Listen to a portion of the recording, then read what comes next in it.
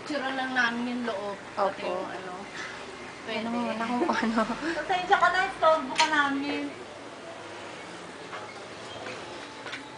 Halika na, halika na. Oo, teka lang. Yung kanto, inuupahan niya lang yun. Kay Ate Uleng, Oo. Ano ko mara? 25. 25? 25,000 yun. Kaya pala 24. Ano nangyari ko sa pipito to? Binibenta yun eh. Kaya lang, mahal naman ang presyo niya eh. Si Mede. Oo. Kasi wala na yung linya. Gumagana pa ba yun? Oo, naandar pa. Kaya lang yung kanyang gulong parang Eh bakit si ano nagka-tricycle lang? Kasama ba yan? yun, sa ate ko yun.